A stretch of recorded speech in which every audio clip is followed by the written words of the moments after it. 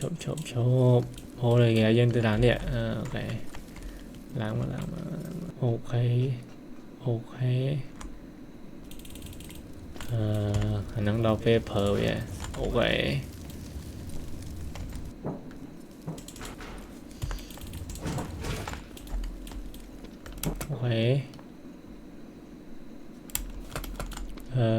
chụp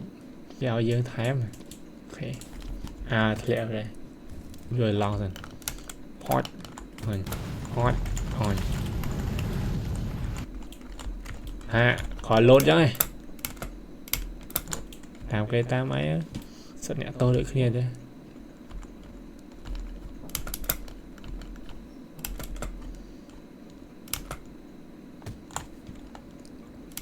ô cho nhà dần rồi nè giống nhiều plơ mà thấy cái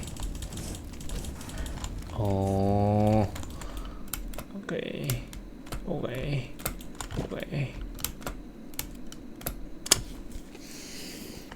chơi áo ấy mới chơi thấy tiết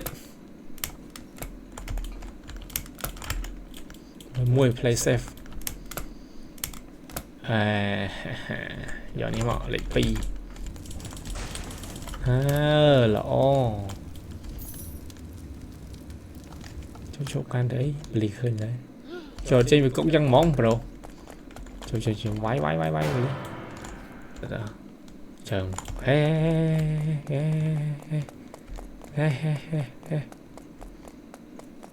chơi đám ơi làm hay nhỉ kết vô lý mic vào pua chẳng này hoặc một con cháu trời muốn squat bảo vệ vậy tới người mà thượng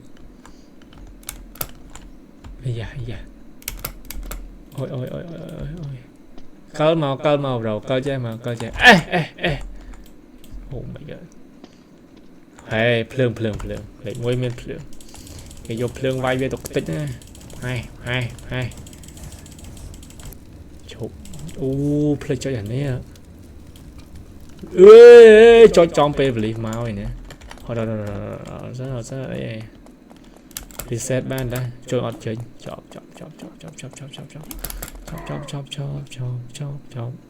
nè những chơi này sân mà những lại lừa mình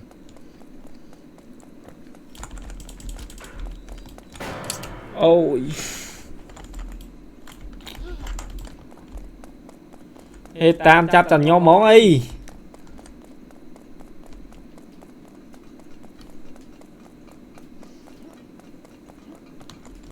ơi cho này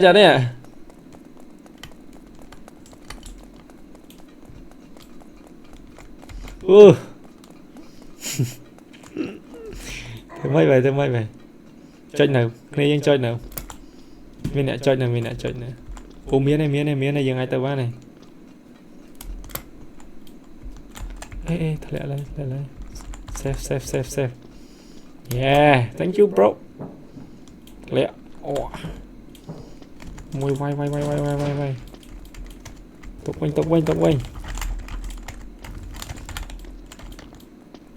không can plug vào đây ra một cuốn thân mến ok vô bài lên trồng kéo mới làm đây chia đi mến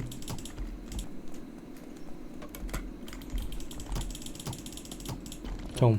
ở phía tầng ôm quá oh shit chẳng mặt chị ấy này cái chị này nè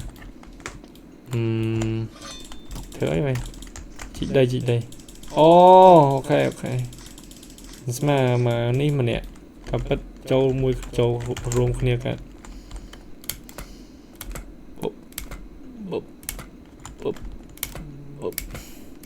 mà cam pi cam bây giờ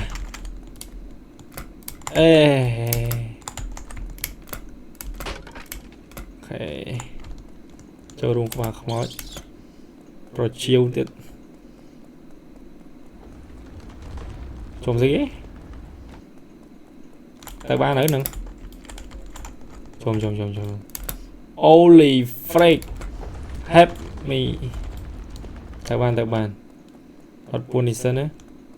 tao mới tiết múa đưa giờ lấy nghe rọt bằng với mau hello mùi ok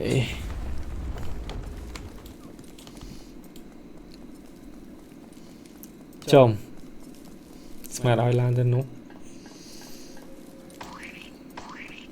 cái lưới chứ holy freak holy sh lên how chồng ô chờ này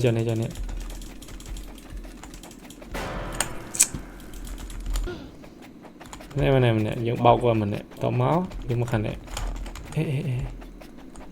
họ giữ đấy nè trong mà khả này với sạp lại thằng mấy đỏ coi lại thằng mấy tập lời nó bài lo chừng vậy đây là cái rốt nè lại để mình tập hiệp nhé ok búp Jason pop hai vô mùa này mới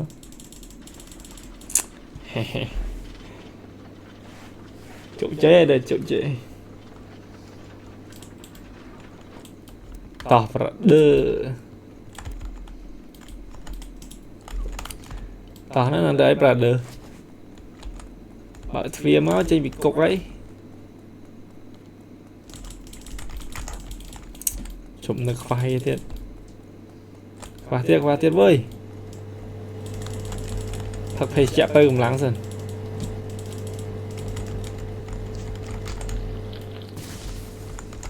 ui what the fuck vô lại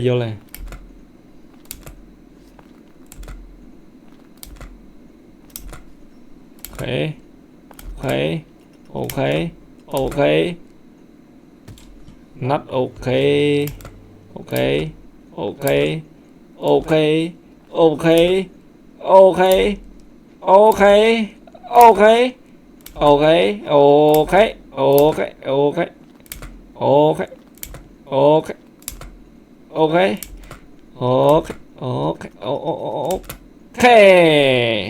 oh mom cái chuyện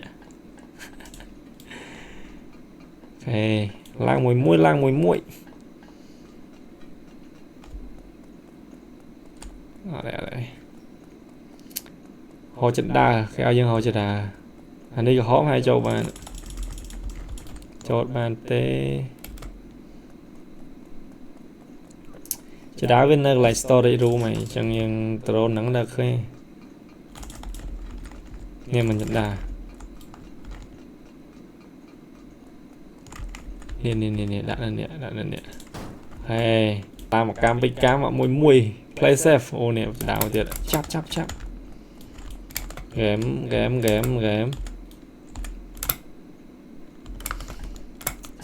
chắp yeah lan tấm hiếm á hột chồm chộp mưa sang thấy cái này ôi bà đòn ham từ nè oh wait tê này shot bốc dương bạn đá nè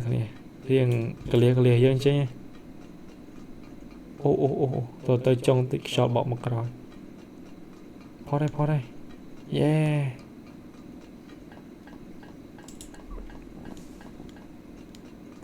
bắt chuối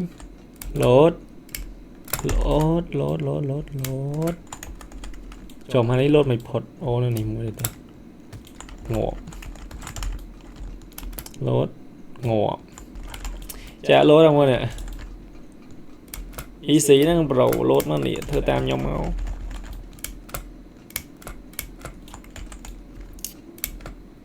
mùi nó mùi hay mày tiệt ok hãy đau vẽ bài ta nữa I understand it now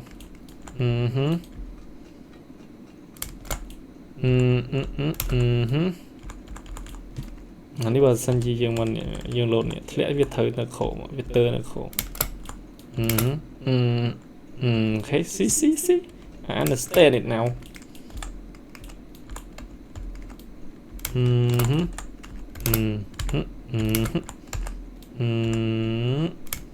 close the what the fuck close the what the fuck cho quên mấy cho flag cắt đấy ô nè lại bật đấy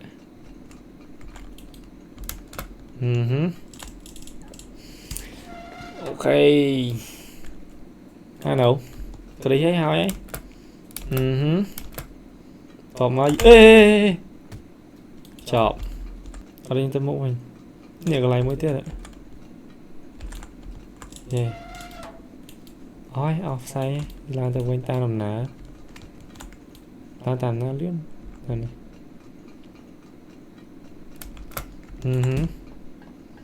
một pi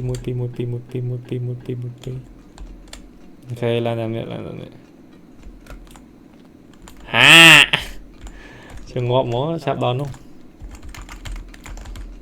ok làm đi gió lên em say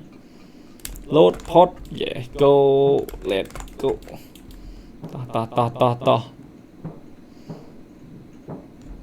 một chuối on lỡ thế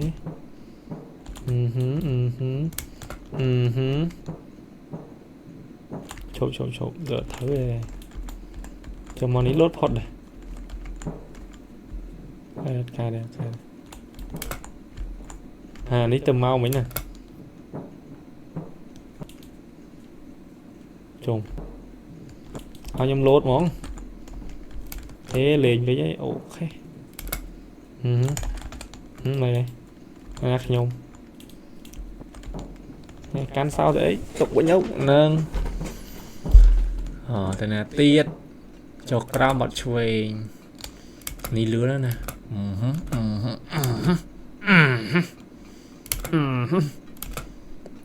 lộn lại bỏ lửa đây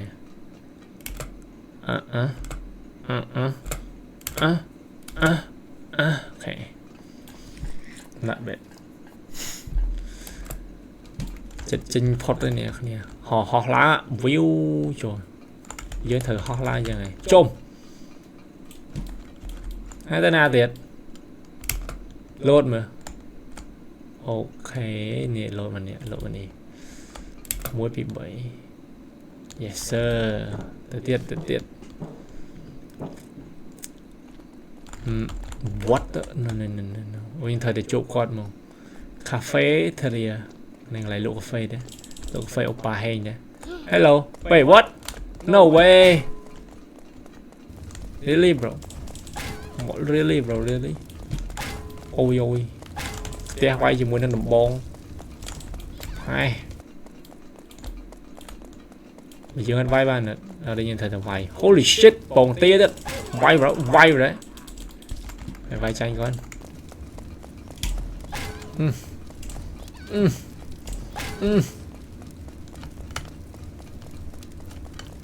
drop stun mình drop stun về nè giờ này vai mình cho mình giọt ban nhỉ còn bao nhiêu ngóp lấy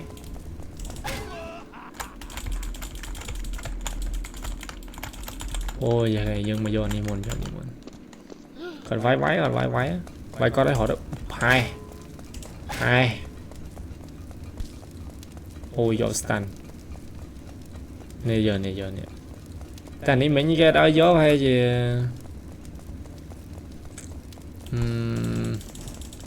tôi ở bên đây đồng đáy anh vô mà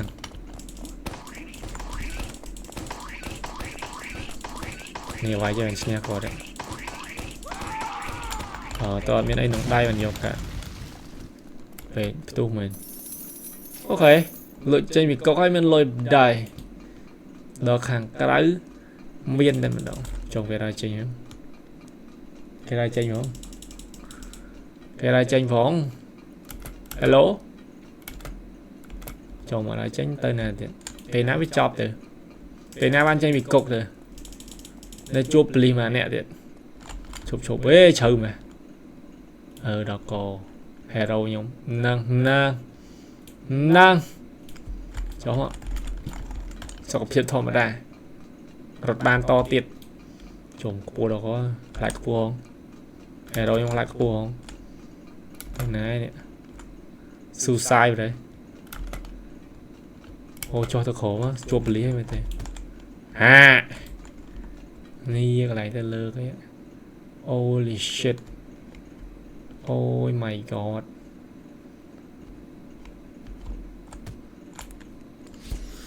chụp lấy sở tiệt ní là bọt bớt đây nè cái pot nhưng mà này nhưng mà chết tí muối tao mới dân ta mà tí pi mà nè nên ta mà dân chết đo lại nè dân ta ở mùa nè ta vậy giờ cái này bên máu nói dân ta nhưng mà làm rồi nâng mà pot rồi ăn trâu lấy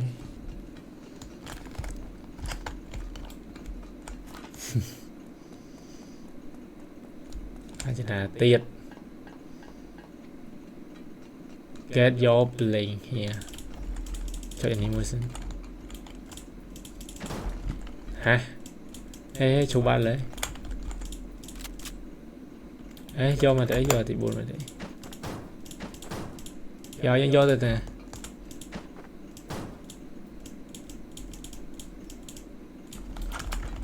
vô thì đã nơi nữa nâng lẽ các bạn use mental link to get across ok giống phở nó nằm bay chlong từng mấy cái mình vô mèo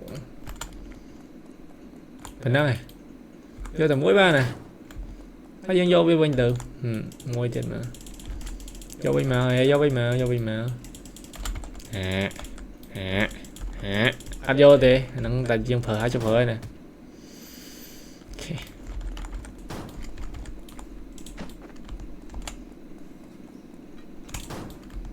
I understand it now nấu cho đo lại chơi nhé trong lý khơi nha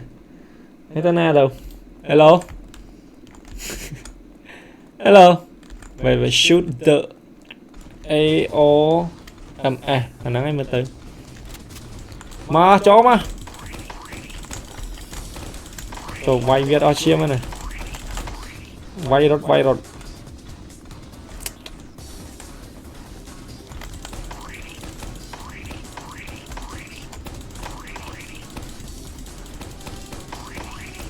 lựa miếng khó vậy nè bao nhiêu trẻ khó vậy nè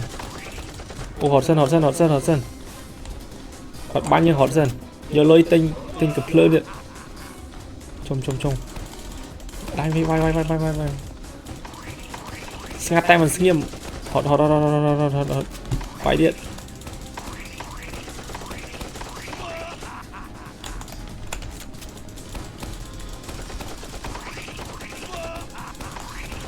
chầm ná chiêm nhung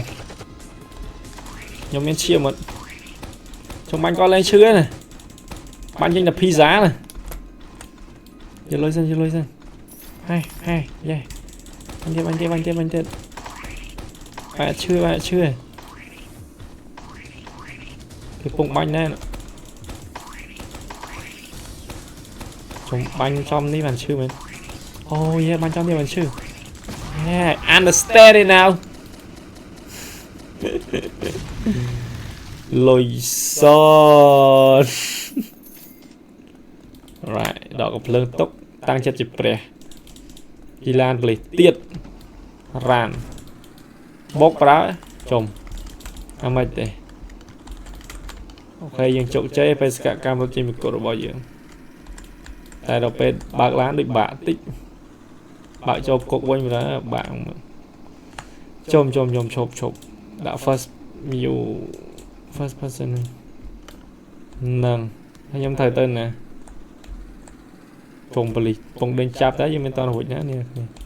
cậu đá mà chạy bác anh bà cậu chơi này dọc máy chả sang ngoài sao đâu chả sang à thật lẹ rồi hồ hay dương ai lên sẽ cam chop đây này keo trâu này tiệt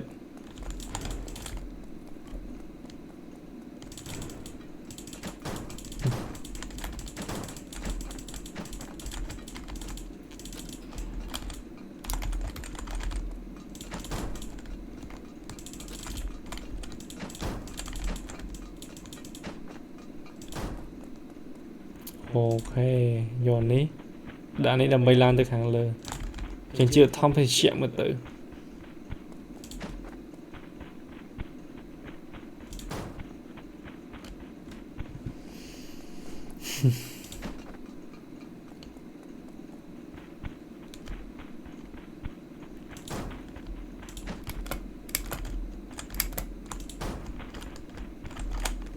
Đúng.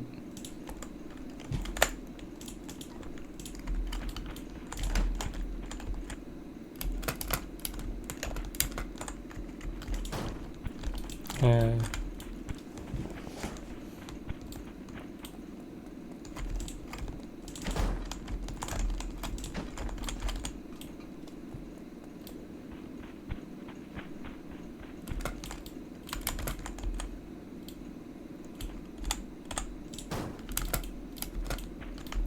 Ừ. Ừ. Ừ.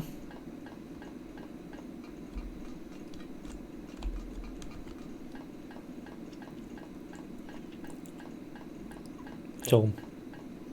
nì ý là nó chỉ thông về chạy chạy bao rồi lời